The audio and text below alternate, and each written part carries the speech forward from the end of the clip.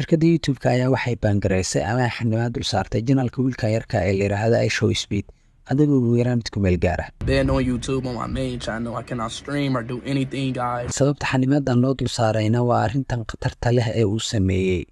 Are y'all about to jump over my Ronaldo? First person in the world. Come on.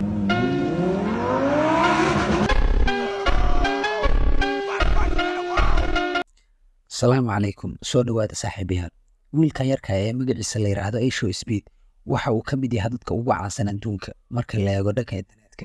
waxa uu caan ku yahay live streamka, weliba waxa loo yaqaano in real life-ka muuqaalada sida tooska ah loo soo duubo.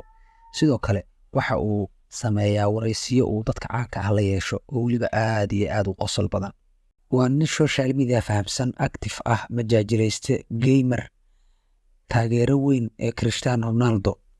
dhowr maalmo ka hor ayuu bariis bulshada waxa uu soo geliyey muuqaal isagoo gaari la margenaya oo xawaaro sare ku socda ka dulboodaya.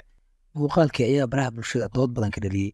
dadka qaar waxay yiraahdeen ninkii iShowSpeed ahaa oo markii horeba waali lagu tuhmi jiray waali cusub ayuu la yimid. dadka qaarna waxay yiraahdeen fiidowgu ma ahan mid xaqiiqa ah ee waa editing oo keliya.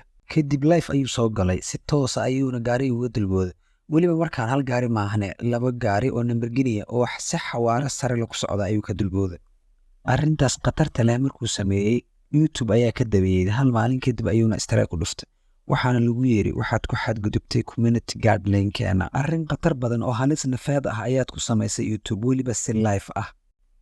marka la eego strike-gan oo kale markuu ku saaro YouTube-ka, caqabaddu waxay noqon kartaa ilaa bil ama asbuucyo inaadan janaalkaaga waxba soo gelin karin.